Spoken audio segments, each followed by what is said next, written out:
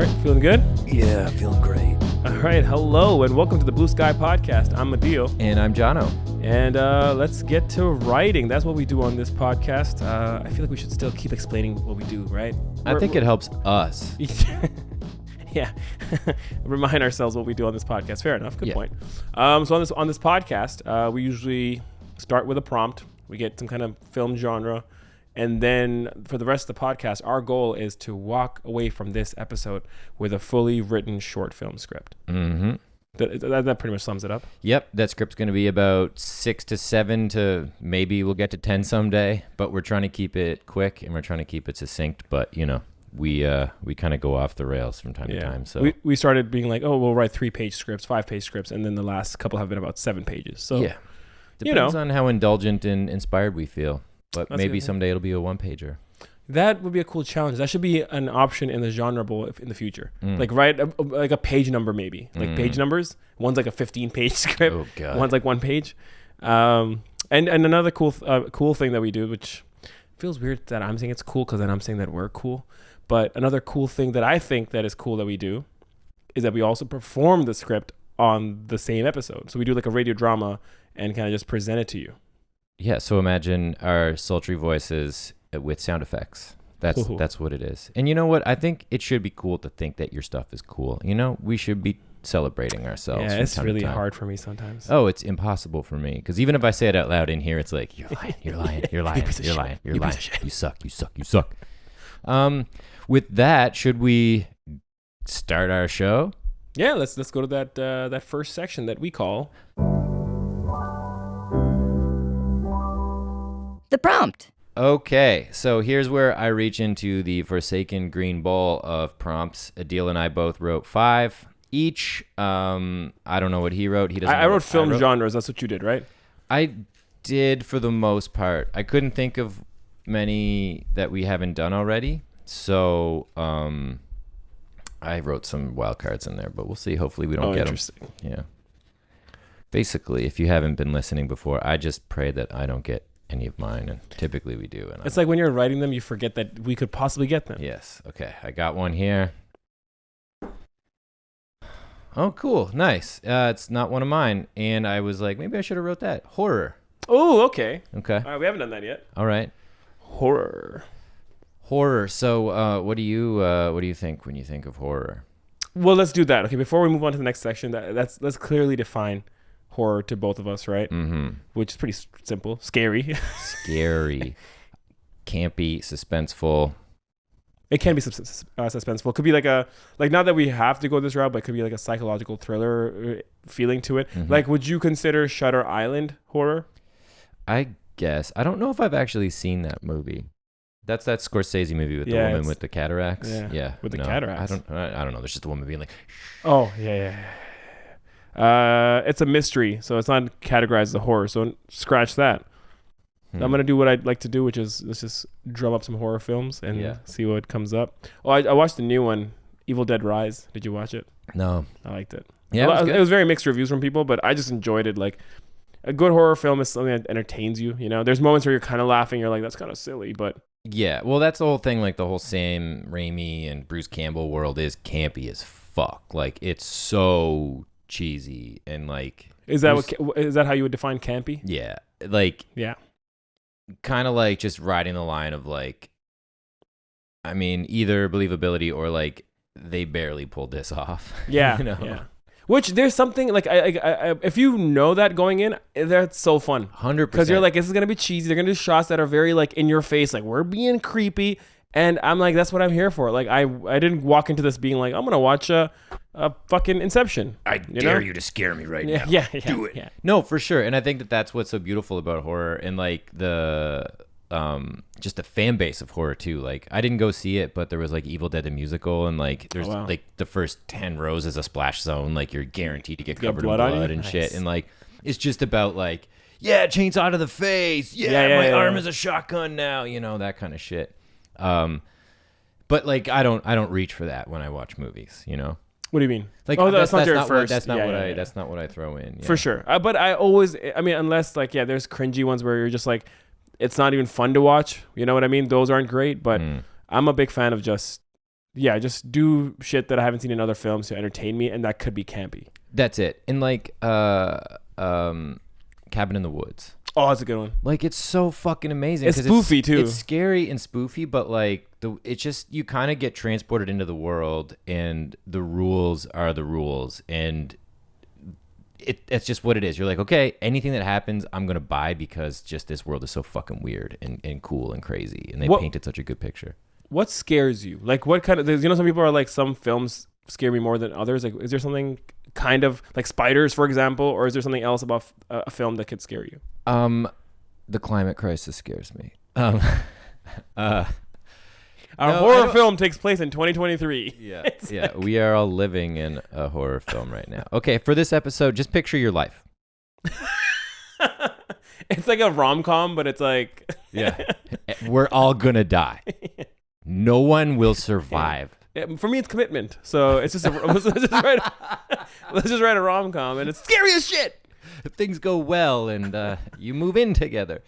Is there a certain type of topic in scary films that scares you? That's the thing. Like, nothing scares me, dude. I'm like super brave. I'm trying to reach for that one thing, because like the stuff that I gravitate toward is obviously like alien abduction thing, like unknown stuff, like entities that are evil, have other intentions that we can't see, we can only kind of feel. But ultimately, like a leprechaun could scare me under the right circumstances. Fair. Yeah, it must be one creepy ass leprechaun. Mm-hmm. But I feel you. Yeah, it could be, if it's done right. Like, for me, it's like I like what you said, the unknown scares me, right? Like when it's like Texas Chainsaw Massacre, because it's such a tangible person.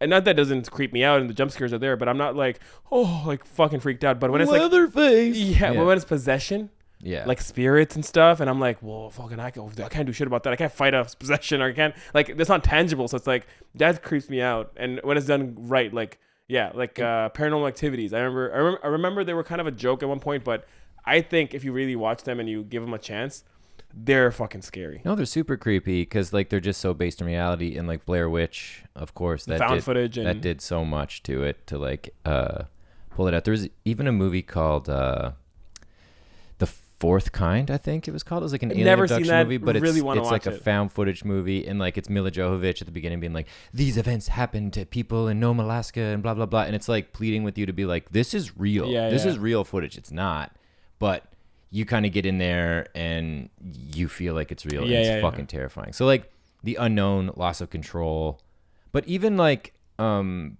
Barbarian, I feel like is the one that kind of comes in. It's so good. I don't remember the director's name, but Justin Long is in it. It's a fucking amazing, in the last year or so, horror movie. Last year, yeah. And it's funny. This year. It's down to earth. It's terrifying. It's like, it's got everything that it's I think a horror movie should. What Get Out did too, where like when there's sensible writing, when the writing is very grounded, like Get Out is it's scary, it's good, it's like such a good topic to do a horror film on. And it's like that topic, it can be like far-fetched, like, oh, there's a facility that does this, where they, take like bodies and put brains into it, and this whole thing. It's kind of sci-fi in a way, but because it's so grounded, they don't talk about the sci-fi-ness of it. They talk more about like, this is like reality of our culture and our environment and our society. And then they put this sci-fi element, like sneak it in there, like this whole like Frankenstein element into it. It's like imagine watching Frankenstein, but it was grounded. It's like in today's world, and there's people like doing everyday things and all that, and then you add this scary element into it. Mm-hmm. That's what freaks me out. Yeah, for sure. It sort of in theater of the mind too, like what you don't see, the unknown, like there's an entity kind of lurking around the corner. There's a thing in the darkness, just in that pitch black hallway that just measuring.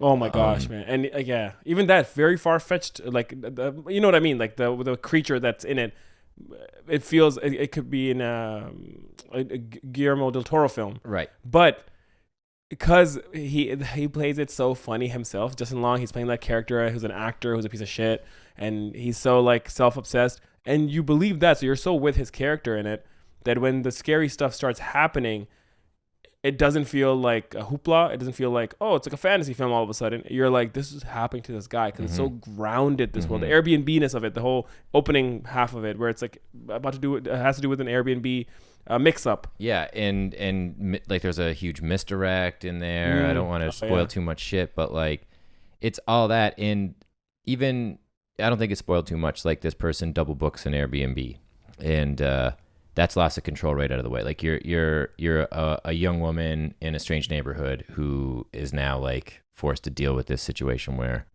she got the wrong Airbnb, no control there. So it's kind of scary just on an interpersonal level. And it could happen because it's just the way they shoot it, the way they handle the situation. It's like that's so potentially real. For sure. And then same thing with Get Out too. Like it's so stitched in. And it's about that loss of control, like when he goes to the sunken place or whatever. And it's like you're in your body, but you're just a backseat. Or like fucking Being John Malkovich could be looked at as a horror, you know? Imagine just being in someone's consciousness, like just being a passenger in a vehicle that you have no control over. And you're just kind of like... So that's what scares you. Yeah, stuff that you can't control. Like we were talking about, like even possession, right? Because you can't do anything about that. You can't control issues. Yeah. Okay, so I think we're in a good place to go to the next segment, I think we call it. The next segment is... Blue Sky. So, if you were to make a horror movie in 6 to 7 to 10 to 15 pages, what would that be? Obviously, like I feel like that sort of loss of control is a good place to start. Loss of control, and the two things that stood out to me, I think we both like about horror films and stuff that creeps us out. Loss of control, but also grounded in reality. So it's not, and again, I'm okay with changing it. This is the Blue Sky part where we just throw shit at the wall and we come up with something. We could end up making an alien space horror film, sure. But one thing that stood out to both of us was the fact that if it's grounded, so it's not like year 3044 where fish fly, which sounds horribly scary. We just need to take a break because I just need to stop shaking from that. Okay, that really... I actually thought you were like... Okay, all right, I'm back. Okay, we're I'm back. Oh, God. Ooh. Okay. Shivers. Yeah, so that's something like where it's like something to do with grounded in reality, or like even if it's as simple as... Like, this is an example of that, right? Like, if it's fucking alien invasion, which isn't grounded in reality, not to say that there aren't aliens, but you know what I mean? That's not the most reality thing we think of. That's not a fucking phrase. But imagine that, like an alien invasion, but the main character is like a Subway sandwich maker. And it's about him. It starts in his life, and then he sees it all. I just feel like putting someone who's in society and then fucking with them or messing with them, and the horror kind of comes to them, is interesting, as opposed to like Space Commander Elliot is up against aliens and there's horror there. Yeah. Like, that make sense? Yeah. I'm just trying to think of like a non-abduction story for that. Like, I love the idea of a Subway sandwich maker, and like the horror movie takes place inside the Subway, and there's some kind of invasion, like not necessarily an alien or whatever, but like there is an invader of some sort, like a monster, or like one of those things from Attack the Block, you know, those like weird aliens that you only see their features, or like there's something creepy happening in the peripheries. So, you know how like we always do enjoy the fact that because it's a short film, you can kind of make this... Like, the narrative isn't the same as a feature. Like, you don't have to do that much backstory. Technically, you don't have to do that much. It's more about the throwing someone into like this world and then coming out of it. But at the end of the short film with like an arc within, could be within a page, within 2 pages. But you don't have to worry about like really fleshing everything out. You know what I mean? Yeah. So just a thought to throw out there, because I mentioned it earlier as a joke, but I'm like, what if we do write our shortest script, right? And have you seen, there's this one short film that the guy who directed Shazam made it. He used to have his YouTube channel. He's a pretty dope director. He directed this scary movie as well, based from his short film. David Sandberg. No? What was the movie? The scary movie? Yeah. So the short film and the scary movie had the same title. I believe it was Lights Out. Lights Out. It was, the short is creepy. It's like, I want to confirm how long 3 minutes long. And it's literally this person who's turning their lights off in their house, and they see a shadow, and the shadow gets closer and closer as they turn the lights off the hallway and the bedroom. And it's such a simple idea, but it freaks you the fuck out because it's so real. You know that feeling we have when we close the lights at night, or some nights I have it, some nights I don't, where the darkness just kind of creeps you out. Oh, he did Annabelle. Yes, he did that after. So he did Lights Out the short, then he did the short feature, and then he got Annabelle. That's cool. People like him a lot. I saw an interview with him. He seems like a cool dude. He had a YouTube channel. He was like like a lot of like, here's what it's really like. Yeah, and it was great. He's actually such cool. I mean, check again, him out. He's cool. So I like that a lot, and that made me think of, remember those books? Maybe our generations might not line up, but I don't know. Scary Stories for Sleepovers. No. Great like anthology of books. Did you have the Scholastic Book Fair at somebody's school? So it was like one of those sort of staple things. Like, did you have Goosebumps? Yeah, but it was like pre-Goosebumps, Okay.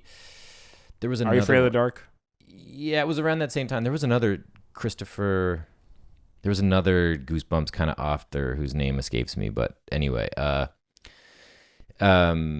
this story, it was like an anthology of short stories, scary shit. And there was this one that I remember, where this girl ended up seeing someone get attacked by these weird things, like just these hands coming out of under the bed and like kind of pulling her around. But like she witnesses this thing, and then all of a sudden she starts to see these things in her peripheral vision, but she can never like actually see them. Oh my god! So whenever she turns to them, she sees clearly there's this little gremlin thing creeping in the corner. It's like Slender Man kind of. And then yeah, exactly. But like little tiny Slender Men that look like gremlins, and then ultimately like just gets cornered by them at the end, you know, which it was super scary, and I still think about that from being a kid. That's kind of the realm, because that could be literally like a 2-minute film of just the progression of that. You don't have to really build up that much. And even like, it reminds me of, you play that VR game. You play VR? I have a little bit. Like I did that Star Trek sandbox thing, which is cool. Yeah. There's this one game. It's like a very basic game that most people play. Like, it's like a beginner's VR game. Super Hot. Oh, I've heard of it. It's where the world moves as fast as you do. Yeah. So it kind of gives me that feeling where it's like this weird trap of a world where if I'm like walking and I see someone next to me, if I just turn towards them, right? Like, say there's two peripheral, like one on right, one on the left. Like I'm seeing two different images. If I turn to one of them, it's gone. But when I turn back to the middle, because I looked at them, they're not closer. So it's like what is that noise? Oh, it's outside. It's lawnmower. It's like you're almost in charge of how quickly they kill you. And because the fear is so strong that, you know, if I don't look at them, they'll move very slowly. Mm-hmm. But you also have this fear. You have to look, because you're like, are they closer? And then you look, they're not there. You look back, and they're closer in your peripherals. Yeah. So it's like kind of like what you're saying, but that's what it sounds like. But it's so creepy, right? And it sounds like a lot like this Lights Out thing, which is super. Yeah, cool. Yeah. So. Oh, sorry. Go ahead. No, I was gonna say. So my initial idea wasn't like, I wanted to use that as an example just because how quickly he told the story, and then these are really creepy ideas which I like. Something I was thinking of, I don't know, I haven't fleshed it out yet. So it's a good thing we're doing the Blue Sky part right now. Shout out to our own podcast. Shout out to us. Shout out to us. We think what we do is cool. Yeah, us. Keep being us. So what if it's like, and picture this, very rough idea. It's a subway, like, and I'm thinking now subway, like underground subway, like a train. not the sandwich shop. Yeah.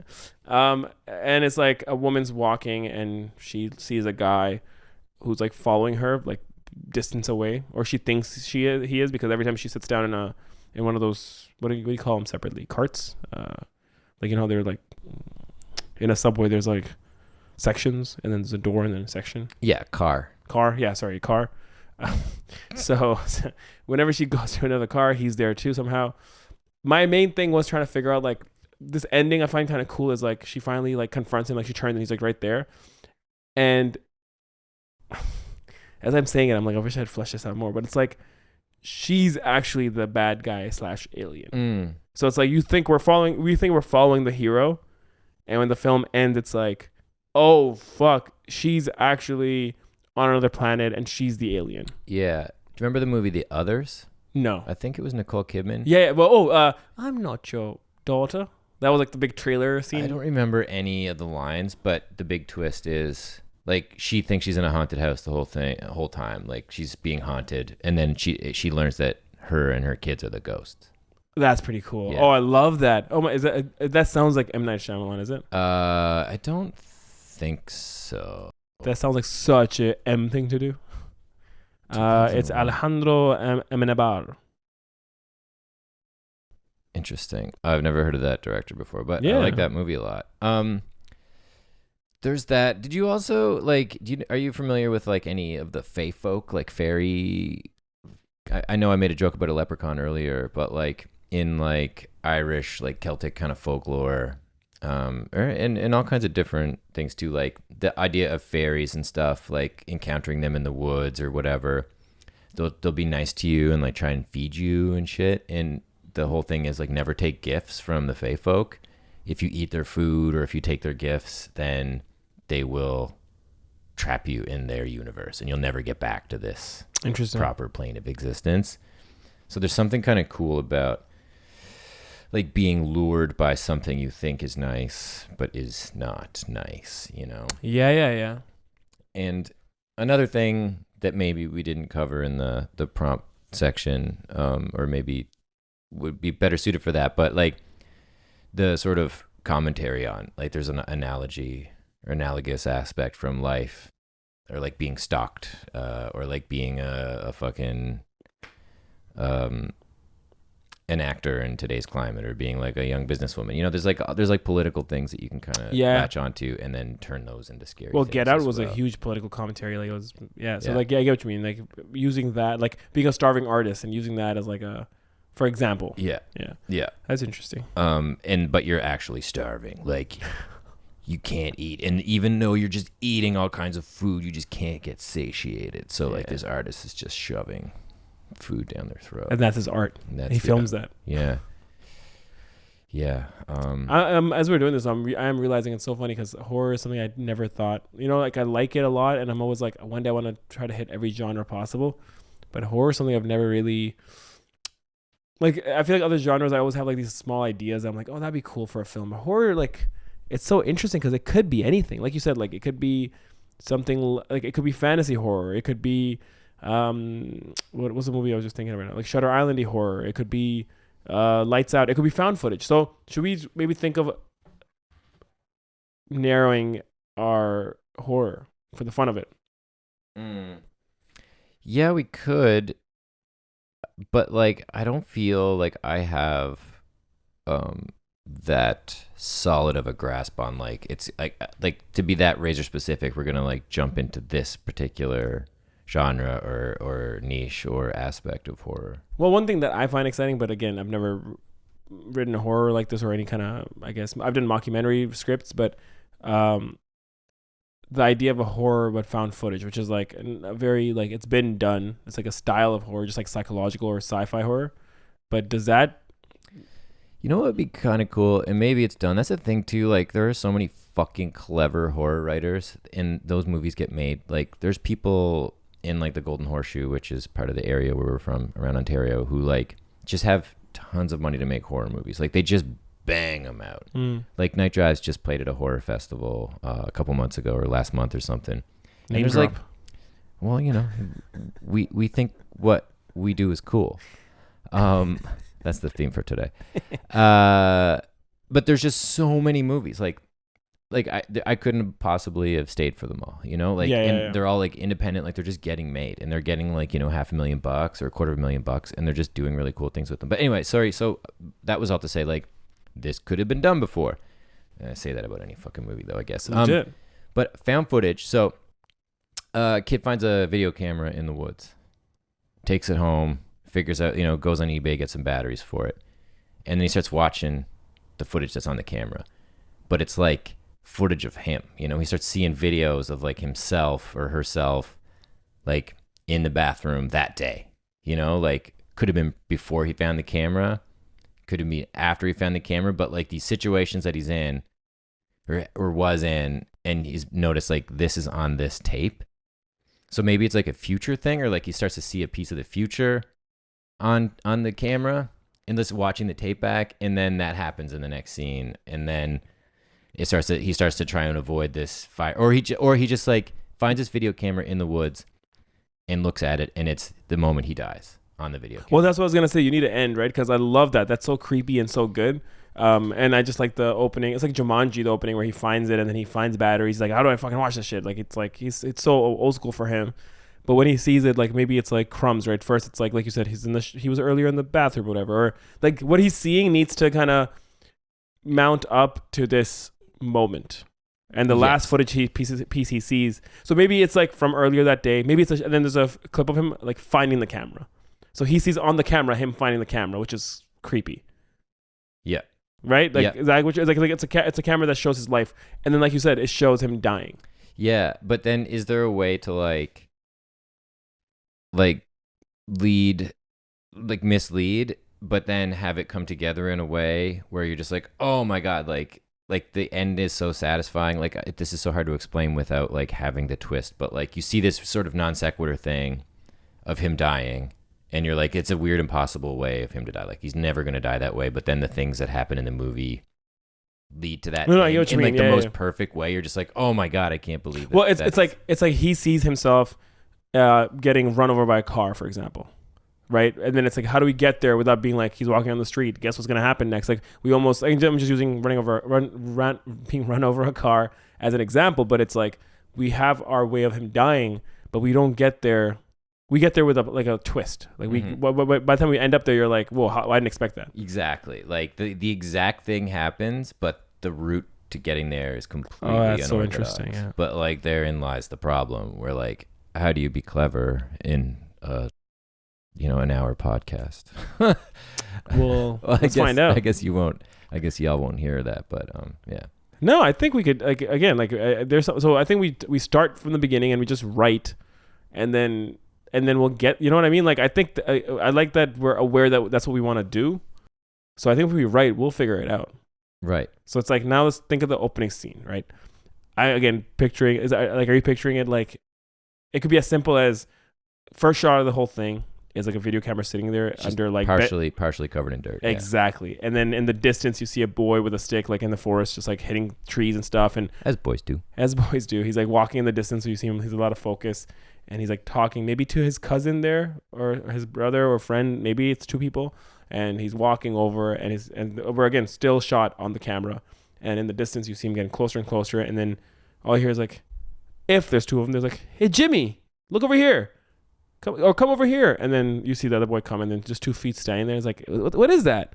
And then they both come down into frame, and they kind of pull it out of the dirt, and they look at it, and they're staring at it, and they're like, what could this be? And then they try to play it, and it doesn't play, and they look at the battery section, and they go, or something, and then title credits. Yeah. And then hard cut to like the junk drawer or like whatever. They go like, we don't just see them going to the store buying batteries and shit, but hard cut to, like you said, like junk drawer or like or literally hard cut to one of the boys setting it up and the other boy coming in and being like, okay, I found these, and then in my dad's drawer, and then they put these like old batteries or an AC adapter or something. Yeah, like one of those universal AC adapters or some shit.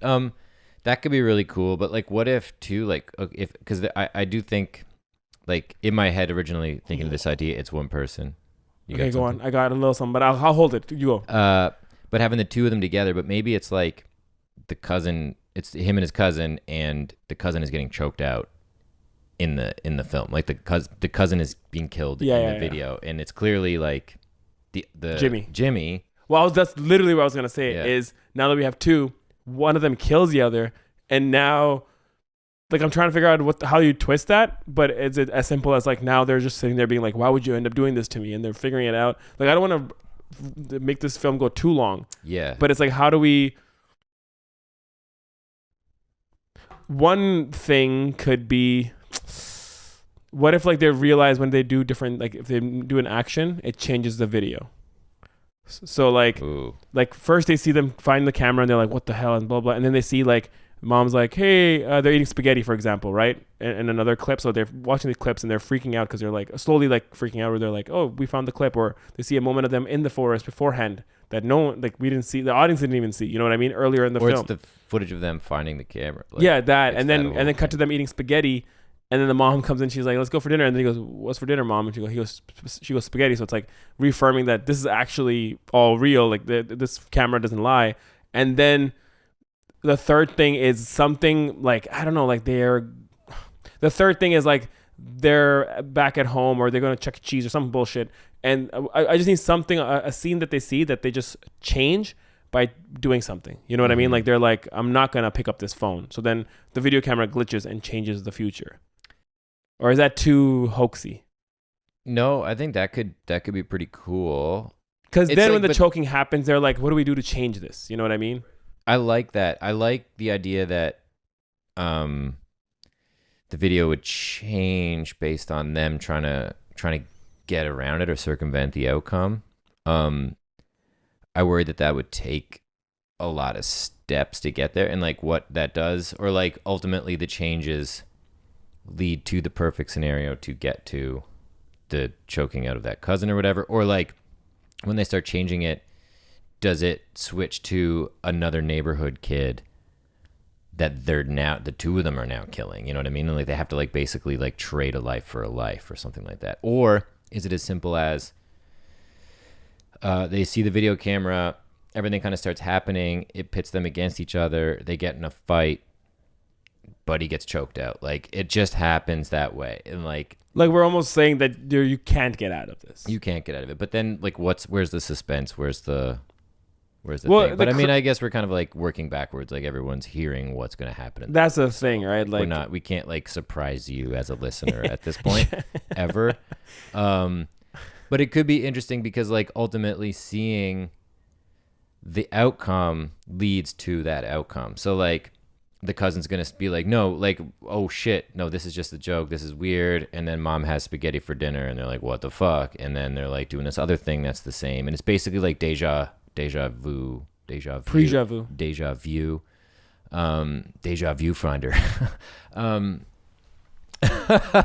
So shit. But like there's no escaping it, and like ultimately like they just get in a verbal argument that leads to a physical argument, and then one of the cousins gets choked out. Like that could be the end of it. Or but the changing is interesting because you can kind of build the story and do other shit, and it's not just like here's what's gonna happen, but we could just psychologically fuck things up. Like it's just but here's the thing: if this was a feature film, like you said, we would have to be clever in a different way. Where because I also don't like films that just do things and you're kind of like, well, you didn't really back it up with support. But a short film, a horror short film, I'd like to make people feel shit and feel off about it and question what the fuck they watched. Right? Very Ari Aster-esque in a way. My thing is, what if? Because I'm just trying to think, what's a more disturbing image? Like, let's really give them that instead of worrying about like, is it going to be a suspense or not? To be very honest, I'm thinking instead of suspense, go more paranormal activity, go more weird, because that's more like it's just happening, shit's happening, right? What if they're watching the video back, the clips, and it's starts with maybe earlier that day, which maybe the audience didn't see, like they're eating breakfast and they're like, that's us today or whatever, then cuts to them finding it, right? Then I was going to say, what if it cuts to them watching the video right now, which is a trip to them because they're like, where the fuck's the camera even, right? And they're watching it, and in the video, you see the boy just like, one of the boys, Jimmy, just looks right at their lens, right? And let's give him names right now. Jimmy is one of the cousins who's going to end up killing. Let's say like Amelia or something. Let's balance it out. Yeah. Oh, okay. So boy kills girl? Yeah. So Jimmy and Amelia, right? Jimmy looks right at the lens. And Amelia's like, what the fuck? And she's watching the TV right now. She's like, how's the thing? Because they're like being watched right now. And then in that video, Jimmy goes and puts his hands on Amelia. And Amelia's watching the video. And she goes, and then we cut out of we show what's happening. And he's doing it. And it's almost like there's no rhyme or reason of like he's doing this because they're pit against each other. But it's just ending. Like, again, I'm trying to think, how do you end this short horror film in a very disturbing image? And it's like, them seeing this happening live and there's no rhyme or reason to why he would turn on her is creepier to me than us backing it up and doing that whole thing of like, you're gonna kill me, why would you kill me? And then they're fighting and arguing and then he just kills her, and then that's not horror anymore. That's just like, I don't know, you know what I mean? That's not scary to me. Yeah. Or like it could be that, like what you just said, and then in this sort of dissociative state, Jimmy or Amelia, whoever the killer ends up being, kind of sort of dissociatively gets up and like goes outside with the video camera and walks into the woods and just like puts the camera in the woods and leaves it there, and it's over, you know? Like, it's just this sort of loop that keeps happening. Like, people just keep dying when they find this video camera or something. Yeah. Which could be really cool. And, like, I don't know how we could incorporate it on paper, because, like, if I were going to shoot this, I'd want to, like, the opening title sequence would be just all video feedback. Like, you know, when you take a video camera and feed it into a TV, and it just kind of cycles in, and it repeats everything like 1,000 times, and it looks like an old 90s screensaver. Yeah. Like, that kind of feedback loop could be really cool to play with thematically, because, like, if it is just a feedback loop, or, like, you've never seen the movie Time Crimes, have you? No. I don't want to spoil it. It's a really good, like, time travel movie, but, like, it's just this weird thing that happens that every step of the way seems completely non sequitur until the end, and then you're like, oh, he was just, like, fulfilling all the tasks in this loop. That. It's really fucking cool. You ever seen Predestination? No. Oh, check it out. Ethan Hawke, really good. It just reminds me of that. And then there was something else that came to mind in there. Oh yeah, like I was actually writing a movie for a while and abandoned it because I really want to do esoteric topics like abductions and cryptozoology and like weird shit, but in cryptozoology? like Bigfoot and like Loch Ness Monster and shit. Yeah.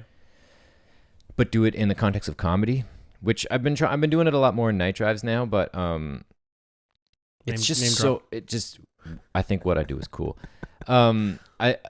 It's just so hard because you have to explain so much to people about these paranormal subjects. And like, anyway, so the story was this woman goes out into the woods alone just to kind of like find herself or just get away from like her job. She's a wedding photographer and just needs to fucking get out. Yeah. And she wakes up one morning and is going through her photos from the day before, and she finds a photo of herself sleeping on her camera roll. And then, you know, the movie ensues, but I never finished it. But what was it gonna be? It could have been a lot of things. It was ultimately an abduction story, and then this film crew who are really keen on getting stuff captured on film kidnap her and hold her hostage and use her as bait to try and bait an abduction situation. And I do feel like that's happened. That kind of was like Nope to a little bit. So I was like, well, because they were trying to film it and like get a bunch of money out of it, you know. Man, well, if you do that, every fucking thing's been done. You're like, let's do a horror film. Exactly. Horror films have been done. The genre's been done. I've been scared before. Do better. But like, you know, if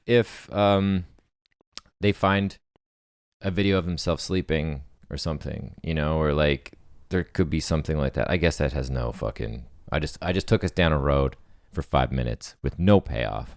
It reminds me of, have you seen, what we're talking mixed with what you're saying, it reminds me of, have you seen Butterfly Effect? Yeah. You know, like how he can go, like, this is a version of this film where if you're watching the video clip, you go, like, you kind of are transported into that video clip for that moment of your time. Like, that's the cool thing about Butterfly Effect, where he has this diary journal of everything that's happened to him. And if he reads the journal, like he gets Ashton Kutcher, like, yeah, he's like, this morning I went to school and I saw Samantha and she talked to me. And then as it's happening, he starts like, his world starts shaking, and cut to, he's in his body as like a 12-year-old when he wrote that diary entry. And whatever he does now, like a Butterfly Effect, can like change his future. Right. So that was like one of the first films that ever like fucked my head, because it gets really dark, that film. Super dark. Yeah. So that's what I'm thinking. Like, obviously we don't want to go that far in this short film, but do we do like the video camera has powers in that sense? It's already kind of what's the word, like not it's very powerful and in a way that it's like sci-fi, where this camera is showing them stuff from their lives, which is creepy. It's like there's an eye out there that watches them, like a third eye watches them and films it in this video camera, right? That's what they're finding. So that's already scary. I enjoy this a lot, this premise, where it's like they're seeing themselves like, wait, we did this, and they're seeing a clip of them eating breakfast that morning, or seeing them finding the camera and then seeing them watching the video. So in a short, is that enough? You know what I mean? And do we just kind of find a way to make it creepier and creepier and creepier? And then the ending is, like I said, they're like they watch themselves kill each other, or one of them kill each other, and that's your horror ending?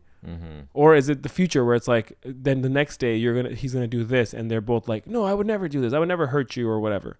Like, is that where we're headed? Yeah. Yeah, I don't know. Like, I just had an image while you were talking there of like them being chased, but POV is the video camera. You know, they're looking at it and it's like shaky handheld running footage, and they're just being chased in the woods by the video camera, you know, like by whoever's holding the video camera. So like, is that something? Because it's like, if we're gonna do the like, they watch the video and Amelia's like, oh, thank God you never do that to me, Jimmy. And Jimmy's just like, "Wah," and like just chokes her. Like, I'd want there to be like a really cool reason that like we've set up at some point. You know what I mean? Like there's like a switch and it's like, oh, that thing happened. Or that's like, what I'm worried about. I get what you mean. But like reason, okay, so reason to why he would kill her, or like like an event or like a sort of trope that would be like, oh, of course he succumbed to this. Or I guess I'm just worried about that. Like takes away like you know, we're talking about the uncontrolled aspect where like you can't control. That creeps me out. Like in movies, it's not like, oh, you did this, that's why you got possessed. It's almost like you opened this locket, or like you brought this entity into your house. You didn't, you know, like you weren't like, it wasn't tit for tat. It wasn't like Jimmy got fucked over by Amelia, or like he's scared that Amelia will kill him, so he kills her. Like that to me is less horror and more just humans making decisions. Right. So I'm thinking horror, again, for me, and there's so many genres of it, but it's like, I do like the uncontrolled aspect of like, there's something disarray about reality. But it's still grounded in reality, if that makes sense. Which is, again, two kids fighting a video camera so far. Love it. Very real. And they're like relationship with each other. We can add some dialogue that's like fun. And they're like, you know, whatever. And then them seeing or coming upon dark shit together. And again, doing that within 5 pages. That's where I'm trying to...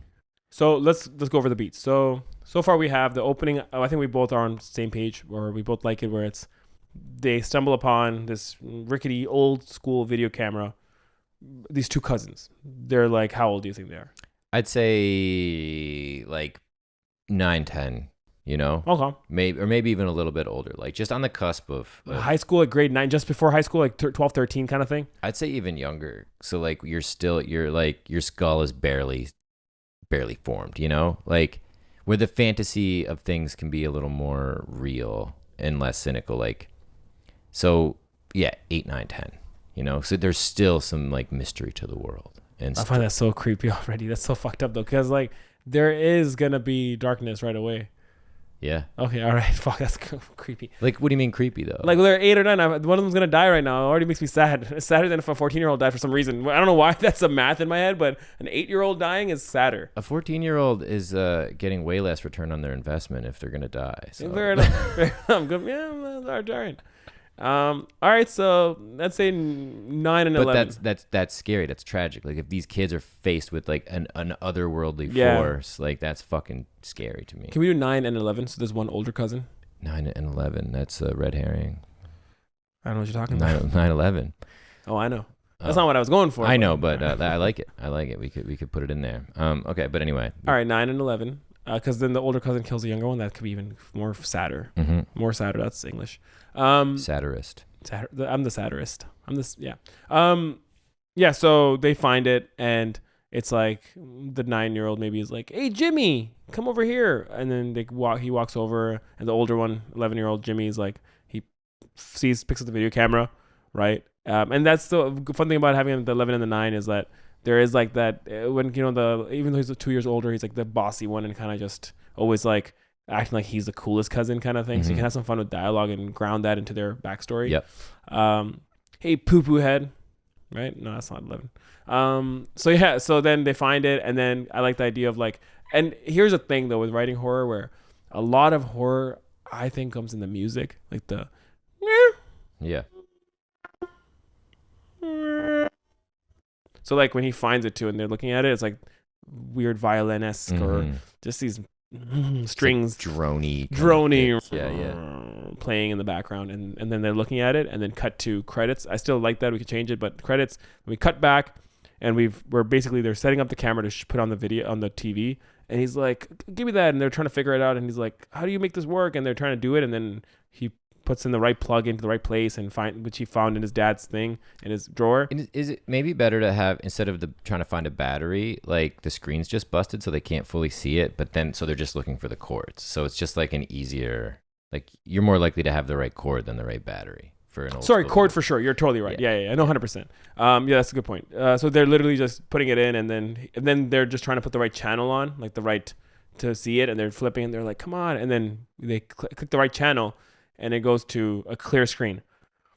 Now the clear screen, I do like the idea of them seeing something on the camera that the audience doesn't understand right away. So it's a scene of them from before we met them, these characters, which could be earlier that day or last night's sleepover or something, right? They're like under a tent and they have a flashlight open and they're like reading a book. Or it's just like a dark room with two lumps in the bed sleeping, or like the dark living room or the den or whatever, and it's just these two lumps sleeping and nothing happens. It's not creepy. There's no fucking balls of light or anything. It's just these two kids sleeping.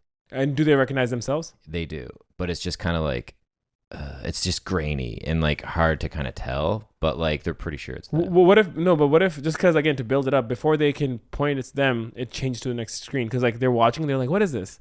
I don't know. And then they're talking, and then it's like, is that your basketball net or whatever? And as he says that, it just changes to the next one. So it's a little hint of creepiness, so that... Or if it's like hours and hours and hours and hours. Like, they're just like, they see these lumps, and it's just like breathing lumps, and they just like fast forward and fast forward and fast forward, and then it changes. You know what I mean? Like, they're like, what is this? And like, they don't really... So does the audience kind of realize later that was them? Yeah, I think so. And then I think like maybe we're seeing, 12 hours in the future or something. So then later on that night they go to bed and they're like these two lumps in the bed in the thing, and we kind of realize like, oh, you're doing the future. I'm saying before. This is the past they're seeing. Oh, okay. This is last night. Okay. And then when they forward like 12 hours or whatever like thing, and then the film kind of fucks up, like the screen glitches, and then they go to the next scene and it's breakfast or something. And it's earlier that day. And then I do like this idea that we never talk about them being the lumps right away, because then when the audience sees the next scene, they're like, oh, fuck. But wouldn't the future be more discovery for everyone along the way? Because like if they're seeing the past, even if it's like murky, they're still going to kind of be like, oh, that's weird. But like if they're seeing the future, nothing's happened, and then they start to realize that it's happening as the future becomes the present, Yeah, but fair. I just think, I guess not even that I think that's totally doable, or that totally works. Not doable. It totally works. I just wasn't under the impression that we're going to show them finding the camera on the video, which is on future, that's past. So I was like, they catch up to their present watching the video, and then so that's the creepy tilt of like, already that's weird. If someone's been watching them, and then when they watch the video, they go to the next scene. It's like they're doing dinner or whatever, and they're like, "Wait, is this when did this didn't happen?" And this is their future now. So here's what it is. Maybe I'm excited about this. Let's hear this. Okay, so when they started, it's like needle dropping in the middle of the tape, which is the future. Okay, so imagine that they're 3 days, but just as an example, 3 days before and 3 days after are all on this tape. Okay, so but when they start the tape, it's in the middle, and they see these lumps. They start to come into thing, and they fast forward, and there's this other thing, and there's this weird shit, and they're like, "Oh my god, that's this thing." They start to kind of are they in the future right now? They're in the. We're seeing the future. They're in the present. We're watching the future. Okay. We see the lumps in the bed. They fast forward a bit. They see a weird tree that's in their backyard, but it looks different. They see things that are going to happen in the story. Okay. They keep kind of going on, and then they start to realize like, this is the scene that we saw after we saw the lumps in the bed or whatever. And they start to realize like this thing has our future on it, and they rewind it. They rewind the tape back to from before where they started watching it. And then they see the breakfast. Then they see them playing. They see them finding the camera. Then they fast forward to the end, and then they see the murder. You know what I'm saying? So like they discover that this camera in the future, when they see the tree, and they like right now. So you're saying when they start the video, it's in the middle. Like the middle, which is still technically the future. Like maybe 10 hours away, or 6 hours, or 4 hours, whatever. Yeah. Are they seeing themselves in these videos? They're seeing themselves like as lumps, so they don't really know each other yet. And then they see like a scene, or like a piece of scenery, but or they're like not a piece in of this context. They're not quite in it. They might hear the distorted audio of them, but like they don't start to realize it until they like start to see these scenes with their own eyes, and they're like, I'm having a weird deja vu, but it's like, I'm just worried that's what I saw really long. Yeah, because then you gotta get them to. That's what we were saying earlier. Where like you're saying that, say they're seeing 6 hours into the future. Now 6 hours later, when they experience it, they're gonna be like, wait a minute, we saw this in the video. Yeah. So now we're writing 3-4 scenes. Yeah, they saw that. They saw that in the video, and then we want to get them to live that scene. And then they rewind the video, and then we see them finding it again, and they're just like, "What the fuck is going on?" And then they fast forward it way past everything, and then they see the ending, and then the ending occurs. And the ending would be the death. You know what I mean? So it doesn't have to be this like. It would just need to be, find it, watch it, fast forward it. Then they see like some weird shit. Be like, okay, that's weird. Get distracted. Let's go back out into the world and play soccer. Cut to the next day. They're living it. Hey, that tree is the tree that we saw the thing, and like that sound. Remember that weird bird we heard on the tape, and like they hear it, and then they go home and they look at the tape and they fast forward. They rewind it. They see them finding the camera. They're like, what the fuck? They see all the shit. They see shit that they were talking about before, and then they fast forward it. They see the death. To the ending, yeah. They see the death, and then the death occurs. You know, like it cuts to Jeremy, and he's got like fucking black eyes, and he's just like, you know, like it could be something like that. Does that make sense? It totally does. I'm just trying to, and I totally get what you're saying. So watch it, then they again get distracted, leave the video, like stop watching it, right? And then they go and live their life, and then they're like, wait a minute, that squirrel, that bird, that cock, weird sound, or like caw at like this point was weird, and yeah, exactly. So my only worry is, or my hesitation is, are we sucking out the horror and all that because we're stretching it so much? Where that's my point in the beginning was to write something that within 2 minutes begins and ends and is fucking creepy and it's horror, as opposed to if it's a bit longer and we're adding these scenes. And also the reality of, and again, I got to do this, the devil's advocate of it, just to kind of flesh it out, because maybe end up doing exactly what you just said. My worry is when I watch a film like that, it's like, how would you stop watching it halfway through when it's basically showing your life? But you wouldn't know until... Because that's the other thing. Wouldn't, like, the point of the video camera, I thought what they're seeing is stuff that they're in. Now if it's just showing it like a... And again, that's devil's advocate, where maybe I'm wrong. Maybe there is a way we could do both worlds. But if it's just a shot of a tree, then what is the video camera even showing them? I thought it was like whatever they saw was their life. The tree might have been a bad example. But that's like what I'm trying to... Some element of their life, or like running or... But that's... If I saw myself running on a thing and I've done it, I like... And I'm only being that guy because I'm like, when I watch a film, I'm like, there's no way I would stop the video camera and then go live my life. So that's what I'm trying to find, that if we go that route, what is it actually that they leave? But should it be murkier? Like, it's clearly them. But they don't. Audience are like, that's them, but they don't see it. Yeah, or we don't see it yet, but we do. Everything kind of like connects. All the dots get connected in this other scene when they're actually in the scene that they just saw. Yeah. You know. So they could be playing tag or like chasing after each other, or just like a really weird, like the sound of panting, and like it's just POV camera running, and like a young girl being like, no, stop, and then just this young boy's voice being like, you know, like some fucking weird demonic sound. So it's and that's not their death. That's just something that happens. Or that could be leading up to the death. You know what I mean? Or like, yeah, I don't know. Well, that's the point of this. Because what I'm trying to do right now is, if that's the scene they see and then they stop it, and they come back, rewind and forward, sounds like if that scene happens in their real life, she's about to die right now. Yeah. So we have to find that one middle part, right, where they see, and then like you said, it's like as they're seeing it, they're like, wait a minute, that tree with the red mark, that was in the video, and they're like noticing that, oh my god, the video predicted this, or not predicted, but told us our future. So it's fleshing out that beat. It's like once they see the stuff, what do they see on the video camera? And then mom's like, dinner or something, and they leave it. But whatever they see on the video camera, we then have them live out. Mm-hmm. So that they're like, wait a fucking minute, the video camera told us what was going to happen. Yeah. Yeah, it's like how to still make that a discovery after discovering what's going to happen. How to make what happens still a discovery. Does that sound? Yeah, and I think you're right. Where it's like small things that they saw in the video, where it's like a noise or like a lamppost that they're like seeing and they're tripping out because they're like, we saw this in the video, so they're living it. They're discovering it as your face. Yeah, like what if it is like it's just we get even more vague with the imagery.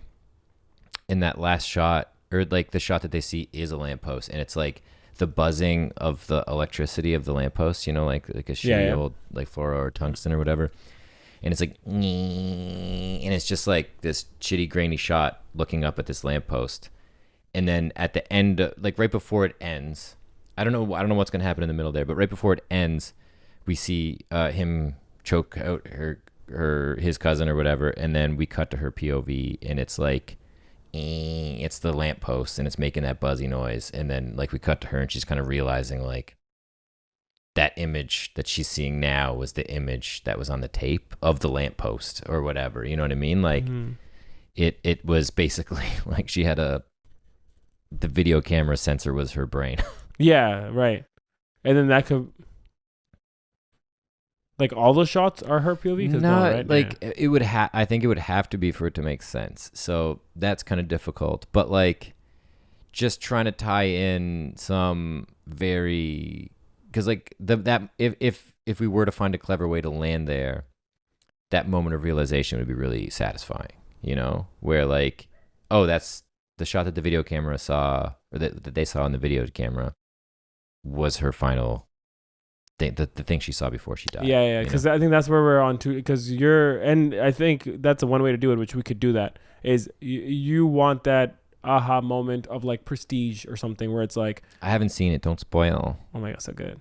Like, you know, like the ending where you're like, oh, that's what that was. You want that. Yeah, which I'm more like, I just want to freak people out in 2-3 minutes, because it makes for the short. I think that's a better route. Where it's, again, I'm also don't want to, like I said earlier, I don't want to make it like fucking not real and it's like boo jump scare and I just want to freak you out. I just mean like through visual image and like telling the story within 2-3 minutes, you're like, holy shit, that creeped me out.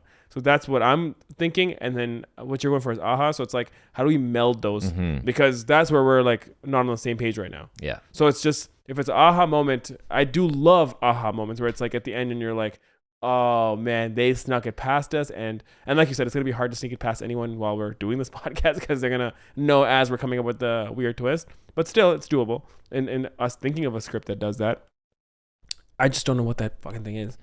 Speaking of aha moments, my favorite aha moment is when that woman gets brought into the cartoon world in the music video. And Take On Me. It's a really good aha moment.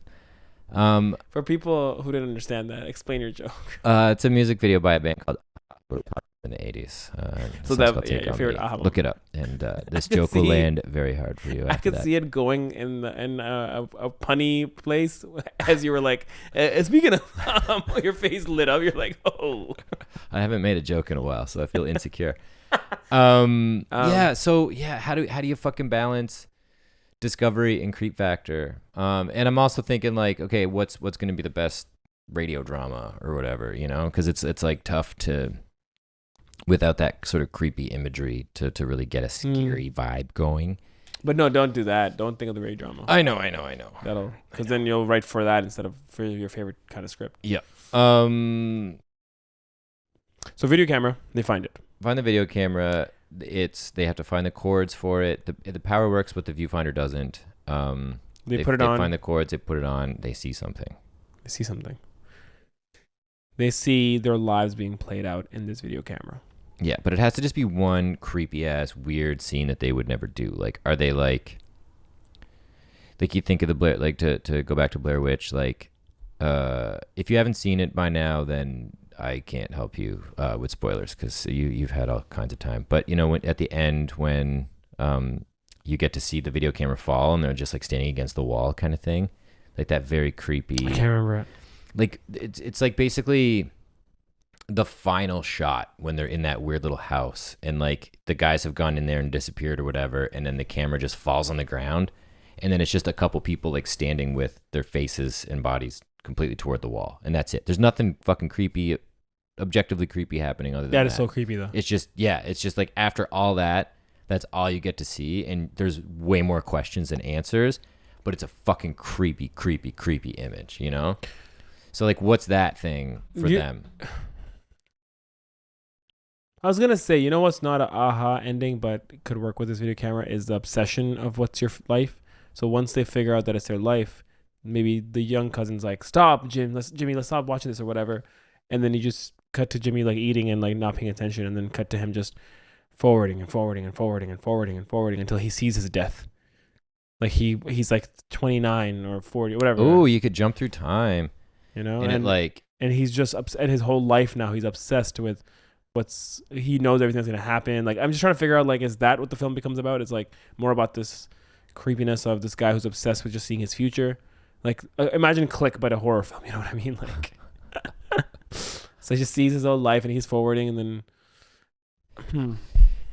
I like that too, but again, what's the payoff? What's the payoff? Because I think that's the thing about horror is like you have satisfying endings, like the satisfaction that you feel at the end of a good horror movie. Like when Barbarian was over, I was like, fuck yeah, I want to go make a movie right now. Yeah, you know, that was fucking that's such a good way to put it. It was just like, God damn it, man. Yeah. Like it felt so good. And then same with the others, and like fucking Get Shyamalan Out. movies, Get Out. Like it's just.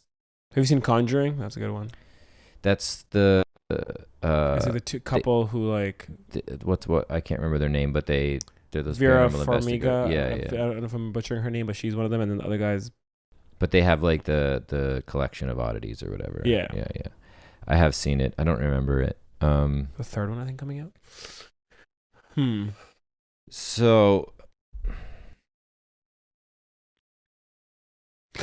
does like I'm trying to leave room from abstract ending because it's a short film. Yeah. Or again, just to like not hammer it too much, but I know, like the Lights Out short film, the ending is literally after like the person clicking on and off, off the switches and on, and the person gets closer off, then they go into their bed and they're like, turn the lamp off. It's like the ending is really just turns it on and there's like a being there, like really close to the person, and that's just scares the shit out of you and end. Yeah. You know, it wasn't like this, that's the thing with what we're writing is not being a feature. It's like, how do we. So could it be like what's on the tape isn't necessarily them, like at the same time? It's not like the camera has been held by some ethereal like voyeur. It's Jimmy holding the camera, and Amelia's like kind of on camera a little bit, but they're like whispering and they're kind of intense, and Jimmy's like looking over it and she's like, no, there it is, and then it goes over and there's just like a guy, like, or like what the Barbarian kind of character creature. Like just this skinwalker-y kind of creature just standing there at the tree line.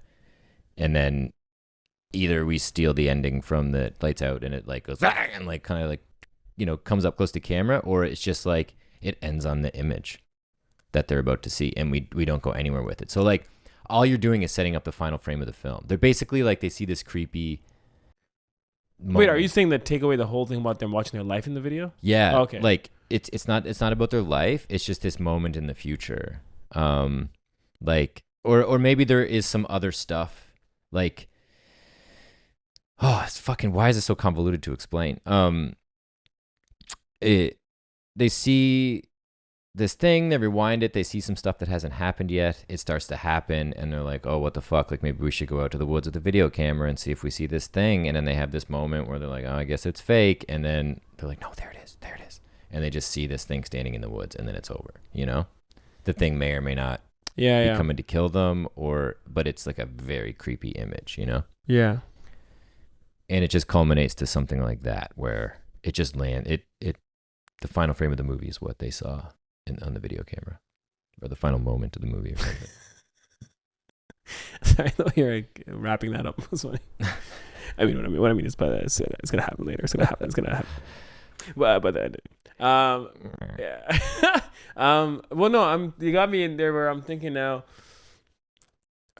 As simple as like, again, they see the past, then they catch up to the present. They're seeing themselves watching the video. They're like, "What the hell?" And then it just glitches, goes to a different scene, and they're like, they're being choked. Like, again, let's go for choke for a moment. Or mom is, and it's like it's his mom that's doing it to him and killing him, and then like it's kind of fucked up to me. watching your mom kill you on video camera, and that's the future. And then it's like, I don't know what's next, but it's something about. Yeah, do it. You ready? Yeah. So, Amelia's gone, or it's just Amelia. Okay, it's one boy, one central character. One character finds the video camera, finds a scene of their mom killing them. The whole rest of the movie is them in this fucking bedroom with the door locked, and their mom's trying to get in.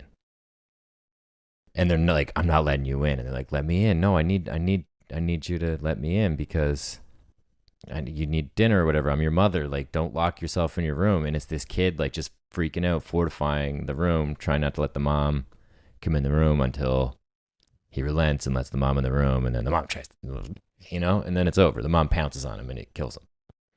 I like that. I was gonna say, fuck, I really do like that. There's something there, but what if it's like a bit more of, because what I don't love is that it cuts to the mom just at the door, and it's like so like in your face that she's trying to get in, and So what if it's like she watches this, and then she pauses Amelia, right? She's like, what the fuck? And then you hear, Amelia, dinner. And then the rest of the little bit of the film is her going down and sitting. And we're just building up this moment of the mom where the final frame is Amelia like goes, puts a dish there or something. She kind of like turns a corner and mom's there. Like, you know what I mean? Like, we build it up where it's like, now she's in think about it. You're fucking 10 years old. You're in the house of your mom. That's so scary to me that you're like, that person's going to kill me. So it's like, what do we do to build it up? That's, yeah. Yeah. It's just like the inside, like, again, what's the meat of the sandwich? But it's like, are we sold on this? Because then it's easier to now let's start writing and get to the ending. But my point is like, okay, so let's just kind of just go over it a bit. Find the video camera, alone in the woods. Go home, watch the videos, and first you see like you're sleeping, and then you see another thing, and you're like, what the fuck? This is like my life. And then you see them, you watch the video camera, and you're like looking around, and you look back at the TV, and when you look back at the TV, it's like a new scene has started, and it's like it's your mom killing you, maybe. Yeah. And it's like, wait, so everything so far has happened because it's like showing my life, and now showing me the next thing, which now you're like, what if it's bullshit? Because like it hasn't shown me the future before. This is the only future thing it's shown me, which is my mom killing me. And then what is the next bit? Is it like, yeah, there needs to be that realization, or like, because it can't be as cookie cutter as like going to the mom and then the mom kills you. You know what I mean? Like, or like we want to creep you out a bit more. Yeah. I like that though. There's something very off about that. Like your protector, your one person that you're supposed to be safe around. You just saw them killing you on tape, and now you're like. And now they're calling your name. And now they're calling your name. It can be called dinner. Dinner time. And then you go down and you sit down, and then.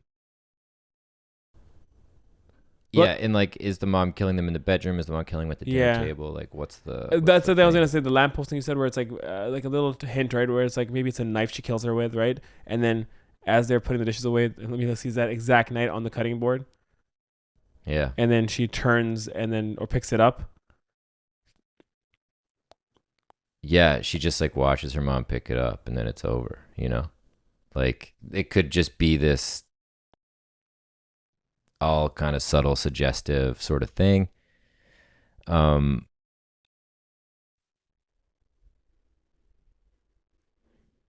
just worried if it's too linear.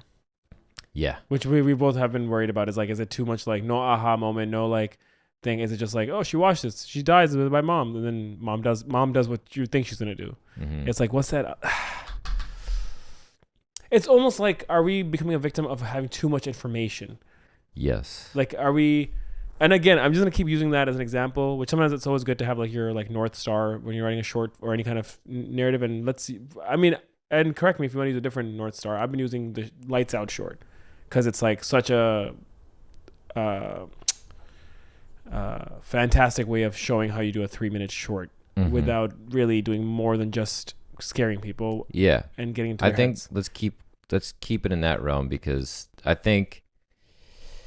We are, at extreme risk, if not already like crossing into like convoluted territory. Like, we want to do so much. We want to do the aha moment. We want to do like the character drawn out, suspenseful shit. You know, we want to do jump around in time. So like, what's the main thing? Like, is it the content of the video is the creepy part where you're just kind of watching this stuff, and then it ends with like a knock on the door that's like dinner, and like you don't see any of that. It's just like you don't see them trying to avoid their mom, or like, I don't know. I get what you mean, and it sounds so like almost like overly simple, but maybe that is creepy as shit. Where you've seen that, and now it's dinner, and then cut to black. Yeah, because I think like if you were watching it like that's again me trying to make this podcast experience more interesting via the script.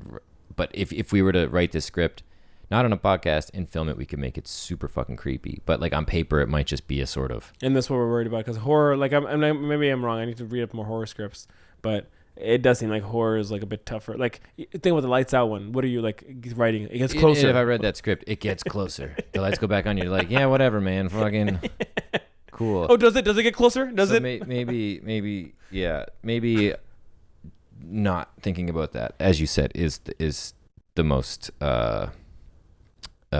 safe way to go in, because either way, it's not gonna raise the hair on the back of your neck, you know. Okay, so are we? The only thing, the stuff that we've abandoned is that we show the future, and it's like one cousin killing the other cousin. Which again, if we were to go that route, and now we're talking about let's do a. Because okay, so sorry. Find the video camera. Go home. It's like nighttime. Find the cords, plug it in, watch some stuff, non sequitur, whatever. Maybe it's the past.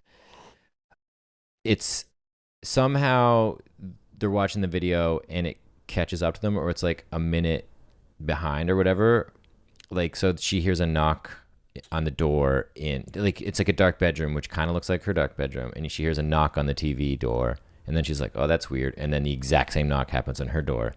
And then mom's like, hello? Okay. Yeah. Keep going. Oh my God, yeah. Hello. And then it becomes almost this thing. And then she fast forward really far. And then it's the mom killing her or something like that, you know? Well, I was going to say this, just because why not just fucking make it even simpler and creepy, is like, knock happens, right? And then she's like, and she's already kind of free, like, this is her room, and well, who's filming her? And she's like, but everything's a bit ahead, right? Like you said. So then she's like, what's going on and whatever. And then all of a sudden, in reality, she starts walking towards the door being confused, because in the video she's already done that. So now she's doing that. The camera stays on the TV, and we notice that when the door opens, she goes out in the hallway, and the camera's now there, like again in a minute ahead. She gets killed, and we just saw her walk into the hallway.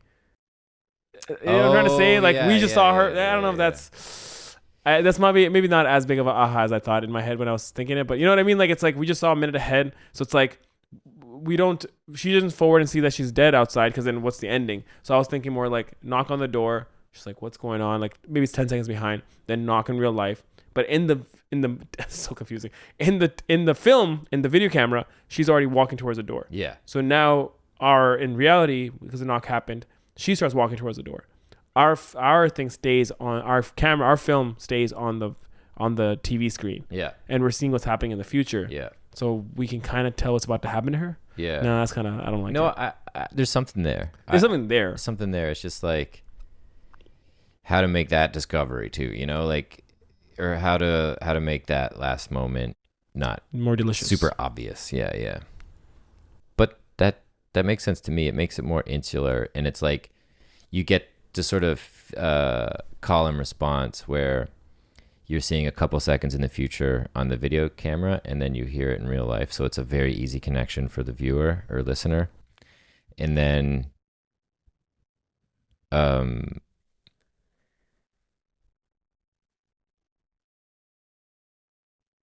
yeah, it's like, how do you, because I can really see what you're saying, and I really like that. But like, how do you like set up that little bit of a delay?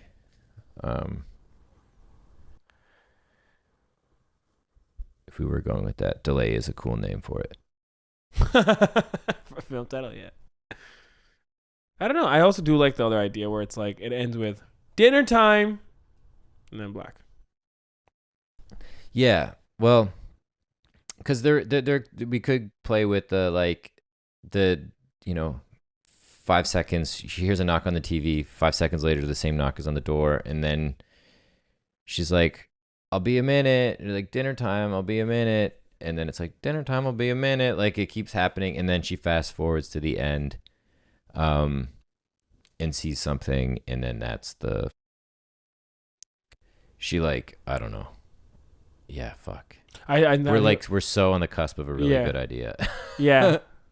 I think we're overcomplicating it, honestly. Yeah. I think so. Footage, sees it. I mean, I guess what we're doing is we're also speeding over the other creepy elements of the film, which is like seeing yourself. Yeah. Like, we're really like, she just sees herself sleeping, and then she's doing this, and then we cut to where there should be moments there where there's this horror-filled music and moments of like, you're seeing yourself sleeping.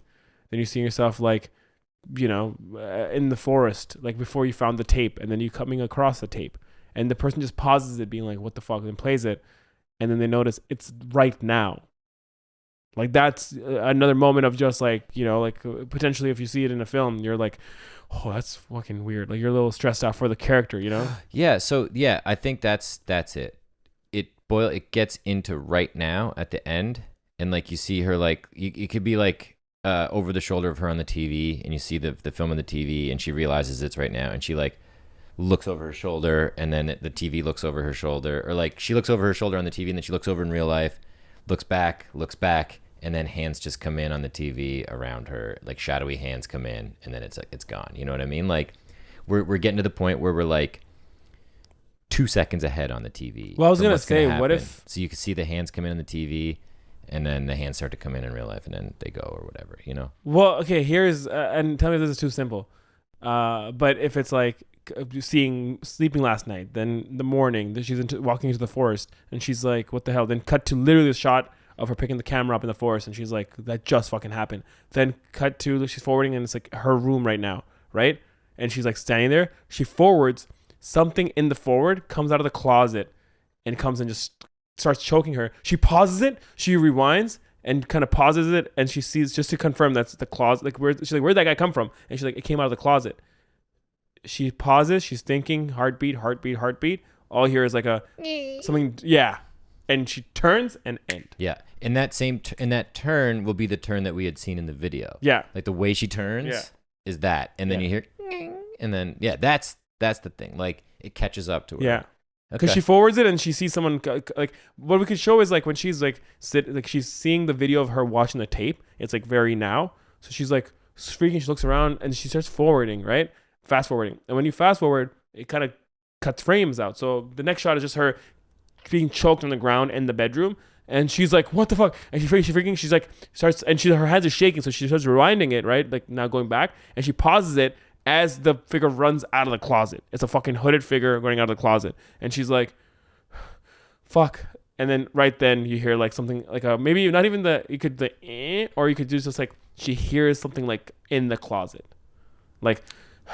Yeah, but ultimately, when her aha moment happens, the camera, the stuff she's watching, or the pause, or the thing that's still playing on the TV is basically caught up to right now. So it's like,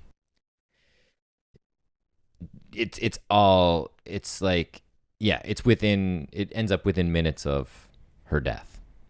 Yeah. What she's seeing on camera. Like, what I'm saying is, like, when she's watching the video back, she sees yesterday, blah, blah, all that forest. Then when she's like caught up to right now, it's right now. Yeah. So then she's like, moves her hand and it moves, and she's like, what the fuck? So she fast forwards it, like just like a couple seconds. And in the fast forward, something comes out of the closet and chokes her. So she's literally seeing in a minute she's going to get killed. So then she pauses it, and she's like, where'd that figure come from? She rewinds it a little bit, and like frame by frame now, and pauses as she sees the guy opening the closet coming out. So, yeah. So like, she finds that, pauses it, looks over. We kind of cut to her POV of the closet. It's got the Cyndi Lauper poster. It's got everything like the exact same. And then the door is just like, it's just opens up, and that's it. Yeah. Okay. I like that. That's it.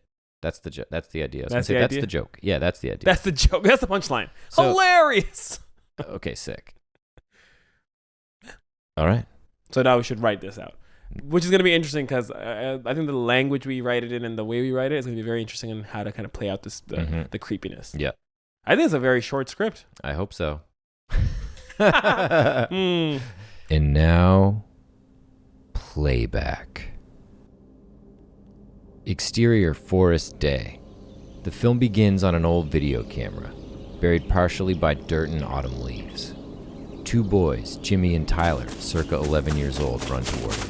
A third kid, Amelia, 9, lags further behind. Guys, wait up! The boys snicker mischievously and keep running. Amelia tries to catch up, but her foot catches on a root and she hits the ground hard. Regaining her composure, she notices the video camera just a few feet away. She takes a special interest in it, like it's calling for her. It takes a bit of force, but she frees it from the ground. Hey guys, check it out! No response. The boys are long gone. She brings it closer to her ear, noticing the flip-out viewfinder. It's broken, but the tape inside is spinning. Ominous music fades in. Cut to the title card. Over black. Playback. Interior kitchen later. A series of quick cuts as Amelia digs through the junk drawer and pulls out a tattered RCA cable. She examines the ends. Interior bedroom moments later. She plugs it into the TV and then the video camera. She taps the remote impatiently. Come on. Finally, she selects the right input and the camera's footage plays back. It is so quiet you can hear the tape spinning. On screen, she sees degraded footage of a dark room with a bed in it, light breathing. Someone is fast asleep. Amelia stares at the screen, astonished. She pushes the camera's fast-forward button. After what seems like hours and hours of the same scene, it changes to a kitchen where a mother, 40s, and a daughter, 9, have breakfast. Boys are always so mean to me. Don't worry, honey. They'll be nice to you if they know what's good for them. Amelia squints, not sure if she's seeing it correctly. It's her and her mother. A low, sinister drone in the soundscape. Amelia hits fast forward until the next scene begins. It's Amelia and her cousin Jimmy walking through the forest. Slow down, you're walking too fast. Jimmy groans. Just go back home. No, Mom said you'd play with me if you know what's good for you. The tape warbles. Cut to Amelia, her jaw slowly dropping to the floor. You know why she said that, right? Why? 'Cause you're adopted. I'm not. Back to the blurry imagery on screen. You are. Mom found you in that tree over there, in that hole. He points at a tree. Amelia follows his gaze. You don't see it? It's the one shaped like an old lady. Amelia squints harder. Right over there. Go a bit closer. Amelia moves closer to the tree. Suddenly, Jimmy's friend, Tyler, 11, jumps out from behind the tree and scares Amelia half to death. Boo! The boys laugh and take off running. Amelia follows. Guys, wait up! She falls and notices the camera. Something that just happened. The footage pauses. The real Amelia stands up in front of her TV, stunned. She swallows. Her eyes begin to water. She presses fast forward and lets it go for a while before hitting play again. To her dismay, the screen displays the current moment.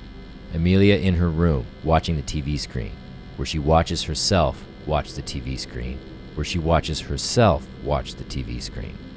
The infinite loop is finally interrupted by the fast forward button. Amelia wipes the tears from her eyes to get a better look at the sketchy footage. Then, in the blur of the frames moving forward, she sees a man choking her in the very spot she's standing. Startled, she drops the camera, triggering the play button as it lands on the ground. Close on the TV screen, the man chokes her till the light leaves her eyes. In real time, Amelia rushes to her bedroom door and locks it. She leans on it heavily, trying to control her shallow, terrified breaths. After a beat, her eyes are drawn back to the video camera on the ground. She steps slowly towards it, picks it up, presses rewind, then play. On screen, Amelia is alone again. The music intensifies. Then, she sees herself run to her bedroom door and lock it. Extreme close-up on Amelia's eyes as the footage continues. They widen. She hits fast forward, then pause again. In a paused and pixelated frame, we see the man coming out of her closet. Cut to a wider shot back in reality as Amelia turns fearfully to the closet door. A long beat of excruciating silence. She doesn't blink. The horrifying music swells. The closet door cracks open. Cut to black. Finn! In conclusion, this is how we do it. Okay, so I mean, that wasn't so shitty. That was pretty fun. I thought we cracked out something. We nice. got there. Yeah, we got there. Yeah, we wrote a horror, and it just made me respect horror more writing that. Yeah, I've never written a horror in my life. It makes you realize like how reliant it is on the directing of it too, because like it's about the tone on screen and like the silence and the soundscape and like just. I really want to read the visual tension horror scripts now. Yeah. Just to kind of see the visual language they write into it. You know what I mean? Yeah. Like how much to describe it, because one thing is the directing of it and like the frame and all that, but music is fucking all of that. Huge in horror. So the world building in that way, and just like the way the camera moves. Yeah. Like you're reliant on so much of that atmosphere that you don't get on paper. I'm curious how the radio drama is going to turn out. That's what I'm excited about. Yeah. Because we recorded the dialogue, but we haven't heard the finished product yet, so that's going to be interesting. Mm-hmm. Spooky. All right, so as we do, let me start off. What's your favorite thing about this script? I should have thought about it beforehand, but if I'm going to just talk out of my ass like normal, I think it's the very, very end. Build up to everything just happens at the very end. She sees the tape and reality come together finally in a way that really, truly, terrifyingly affects her, and that's nice. Yeah, no, I agree. The ending is I really like the payoff of the final moment just being build up to the door opening. But I just also like the trope of the video camera a lot. Like, it's a cool idea. I do feel I'm gonna just segue into my least favorite thing, which is I do feel if we flesh this out more, the video camera trope could be used more, maybe. Like, I'm just worried that, and that's why I want to hear the radio drama back, is because I feel like it's too quick, the payoff, because either there's two ways we could have went about it, maybe, and again, we'll know more when we hear it back, but either give less information and less scenes or more. I'm worried we were right in the middle where we have just enough scenes to make the film, but did we do justice to the buildup of the drop? Yeah, no, for sure. I don't feel like it would, if it was going to be a movie, it would be a 9-minute movie in a 4-page script, because you want to let stuff breathe and like reveal the camera stuff in a way more subtle way. Whereas we were just trying to kind of don't bore us, get to the chorus kind of deal. Yeah. But yeah, that's my least favorite part too, I guess, is how short it was. But I still think that it gets across. You know what I mean? Again, the what you'd see on screen would be longer than what's on paper. Well, also what I would do, like, this is another thing I'm adding, I guess we could maybe add this to the recap section, is like what I would do differently even, is not even just make it longer. It's maybe even if we ever got horror again, basically, or a type of horror, is just really because we were so worried about becoming like a campy horror. I feel both of us didn't want to do that we stayed away from it. And we both were very like, and I was like such a champion of like grounded reality short. But maybe if we get horror again, or we should do this with any genre, really enjoy that genre. You know what I mean? Yeah, I think we did kind of, button up for this one. Yeah. We kind of were like, oh shit, like this is kind of it's in a way a serious genre. But and then we were worried because that horror can be done so bad because it's like, like some people find it cheesy, or some people are like, oh wow, what a trope you guys are doing, about an alien. So we were so like, we shouldn't do all that, we should really make a original fucking this. We should fun with it and made it like a swamp monster battling. That's not even horror anymore, but you know what I mean. Like really go horror, like Toxic Avenger. Yeah, exactly. The Toxic Avenger horror film. But yeah, we should have, and that's one thing I learned from it. Where I'm like, any genre we get, we should really double down in that genre. Yeah. All right, so that was the favorite and least favorite. That's your least favorite to the length of it, I guess, right? Yeah, and that's what I would do differently. And then what part? Because I do think there's a lot of good substance in here. What part do you think we finally got rolling, where a conversation piece came up and we were like, okay. Was the video camera really early on, or did that come kind of halfway through, and then we started latching onto that thing? It was early-ish to midpoint. And when you said that, it was like, I just want to stay in this world. Mm-hmm. Like, I do love this idea of like seeing memories. And you're right. That's probably when you said that was what's that word? The narrative device was going to be, she's going to watch, or kids are going to watch their video camera and see their life be told. I was like, oh, and then I don't know where we were going to go with it, but I'm like, we got to stay in this world. Yeah. And then another moment within that is when we're like, I don't think we actually said this on the show, the part we release, but that the camera there was no mechanical method to what we were seeing. There was a linear method to what was on the tape and like what you would see, but the camera was kind of dictating. The camera was its own entity, kind of showing you what it wanted you to see when you saw it, you know? Like when we were like, because at one point we were trying to figure out the logic of it. Is like, why would we start on this day? Why would she put play? When she presses play for the first time, where is the playhead? Yeah. Like, what part of her life does she see? And then once we were like, no, that we don't need, the logic is just going to make it more confusing or whatever. It's like, we got to just let the camera be an entity. The camera is like a ominous entity. It's a nature spirit. Yeah. So it's like wherever it starts showing her life the night before, fine. Techno nature spirit. Yeah. That's a new kind of horror genre. Yeah. You know, some believe that technology was a virus sent from space to fuck us up. Really? Yeah. I have this belief that technology can feel my energy, where I really believe when I'm high, my phone behaves high, and my TV and my Apple TV. I know it's such a high thought to say, but I really believe that like if you're inebriated, that's the word, right? Mm-hmm. If you're feeling ways and whatever, or if you're even like not intoxicated, you're just like in a mood, your technology can feel that. Yeah. I'm with you. Yeah? Me and my partner both feel like there are entities that exist in other dimensions that just fuck with electronics when we're around them, because like inexplicable shit happens when I'm in any sort of proximity to electronics. It's so weird. Yeah, no, I just shut off. Just kidding. You're still here. Oh, that was good. Oh, I see what you did there.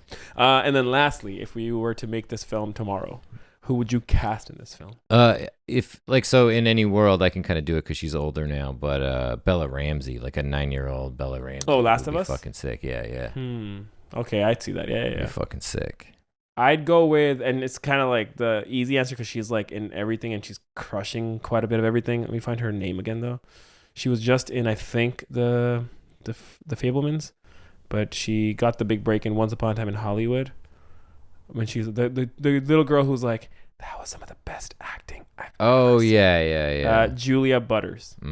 Butters. She's so good. I think she's great. Yeah, no, it's she was in Fablemans, right? Yeah, terrifyingly like alert kids. Yeah, you know? like fucking. I was like, dude, at your age, I could barely put sentences together. Whoa. Yeah, it's like fucking.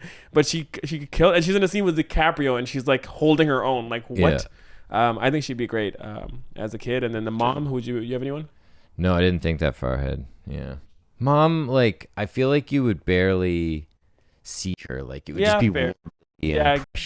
Kind of you hire like an actor just to be there for like just like a body and a voice. Yeah. Okay, cool. So so we got our main lead, and then everyone else around her can be just impressions. And those kids, like they're so fucking.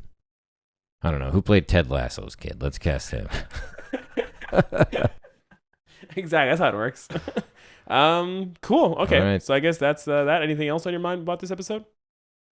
No, let's have more fun with it next time. Let's be less. Yeah. Less scared.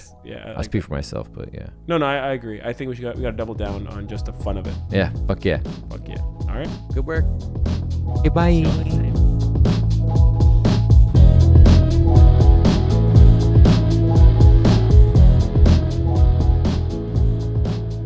The Blue Sky Podcast is produced by Adeel Shamsi and Jono Hunter, edited by Justin Stevenson, and this voiceover was recorded by Kevin Brown. If you have an idea for a prompt, email us at theblueskypodcast@gmail.com or DM us at the Blue Sky Podcast on Instagram. The Blue Sky Podcast is an independent show, so please like and subscribe and tell your friends. Please.